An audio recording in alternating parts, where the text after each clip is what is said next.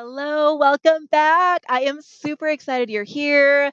Those of you who are trying to get on their UGC grind, it's time to lock in. Okay, so today we are talking about what to expect on the onboarding calls when you finally have reached out to the brands. They want to set up an onboarding with you.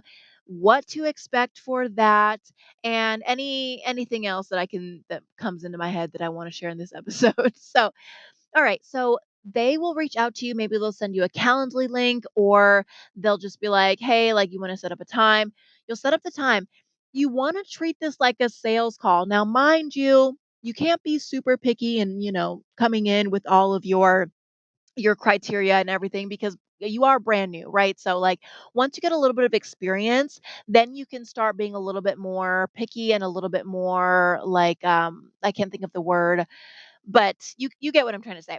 So you'll go in, just be real. Like don't be nervous. They're literally just a person. These conversations are actually the most relaxed conversations that I've ever had.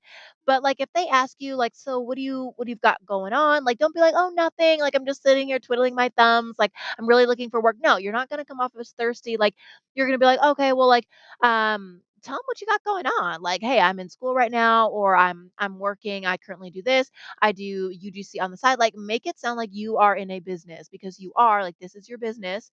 I'm currently working on XYZ projects, just whatever you have in the works. Like, you don't need to go into like full blown details. Just, make it sound like you're busy because, again, like perception is reality, right?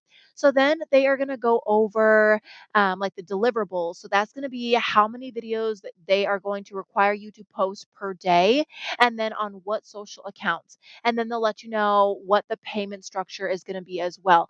Now, once you have a little bit of experience, then I feel like that's when you could start negotiating like the bonus structure, for example. So let's say they have a bonus structure. Okay, full blown example. Let's say they are paying you, let's say they want 15 videos per week, base pay, which is just base pay for the videos. They're going to pay you $500, which really, if it's anything under 500, like you probably shouldn't be doing it, especially if they do not have a CPM, like that's like a cost per millions, I think that stands for, or like a CPM, like a bonus structure, right? So like that bonus structure could be $2 per every thousand views, which is very, very, very lucrative for me. At first, I was worried because I have an account where it was like it's $300 base pay, but it's $2 per every thousand views. And that was the account that I made the $18,000 in 2 months. So, like, I was really worried about that. But again, the CPMs will get you through by the grace of God a lot of the times. That's just a side note. So, okay, let's say this example. 15 videos per week. So that's like 60 videos per month. It's $500 base pay.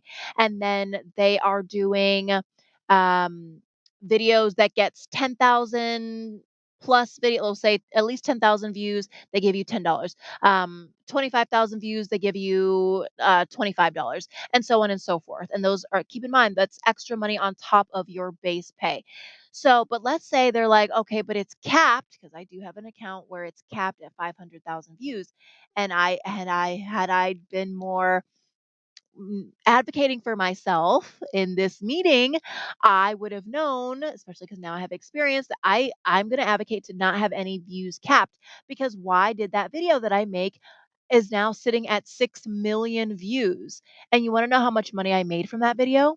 $1,000. Now, I'm not knocking that, okay? Because I accidentally posted it to my personal account, which by the grace of God, they still decided to pay me for it, which I don't think that there's anything wrong with that. But obviously, like, our contract is for me posting on the dedicated page, but like the team is really good. But again, like had I been like, hey, no, I don't want any caps, like, can we negotiate that?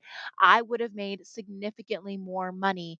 Like, had that video been on the account where I do make the $2 per thousand views, I would have, and this makes me so sad, I want to cry. I would have made $12,000 from that video. And I literally wanna cry, and I gotta move on from the topic because that just makes me so upset. But anyway, it's all good, it's all good. So I just say this to say, you gotta know, and you just gotta be aware to advocate for yourself, because if you have an offer where they're like, "Hey," because I had this one, it was $80 per, oh gosh, what was it? I think it was $80 per 80,000 views, but there was no base. And, like, if there's not any base, again, your time is worth something. You need to be making at least something for these videos, especially initially while you're still learning it, learning how to, how to make things go viral. And that's why it is really important to invest in a program.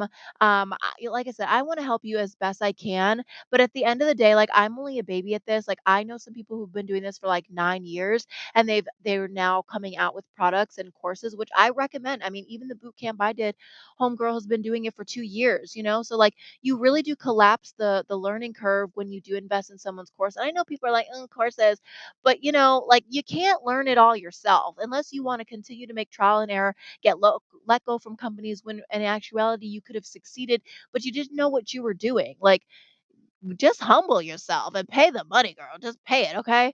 Um, okay, so that's that.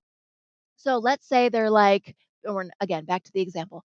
They're like, okay, so yeah, that's good. We'll do the $500 a month base for the 15 videos per week, and then your commissions aren't capped, or like maybe they're capped up to like 10,000, so you can only make 10,000 in that month. I mean, honestly, that would be fine, but I would always advocate, like once you've started doing this for a bit, to advocate to not have any commissions capped. And so that's all I'll say about money and things like that in terms of what that looks like. But as far as like payouts go, maybe they're set up on SideShift because SideShift has a wallet. They could pay you out through there. SideShift also handles contracts. SideShift is a really like a one-stop shop for all the things.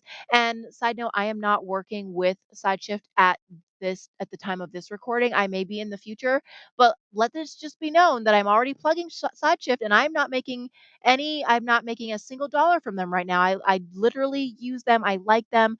They've got a free little course built in that I have told so many women about. So again, but that's just what I have to say about that. I just genuinely love them, whatever. So one stop shop inside Shift. Or they could pay you out through a direct like ACH debit, right? Go straight into your bank account. Some companies use Wise, like the Wise app, WISE, the Wise app. What else? What else? Some use PayPal. Some will ask you to fill out an invoice every month with like the videos that have gone viral for you, with the links in there. You'll do that. You'll submit that. And then I think that company that I used, they did their payments through something called Mercury.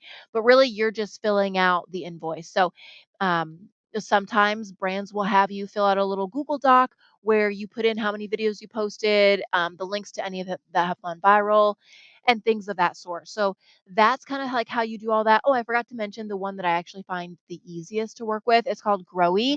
I wish more brands would use it, honestly, because it tracks all the money that you made, all the views across all your campaigns. So it's just really helpful in that way. And I guess SideShift does that as well. It does actually. Yeah, Growy and SideShift are really nice. But yeah, you can get paid out through Growy as well. So I think that wraps up payments and pay structures. I'm trying to think if there's any other thing as far as that goes. And I don't think so. So if you do have any questions, make sure that last thing I will say about this will be about taxes. So you want to make sure that you're setting aside a portion of your money for taxes because you are technically an independent contractor, a 1099.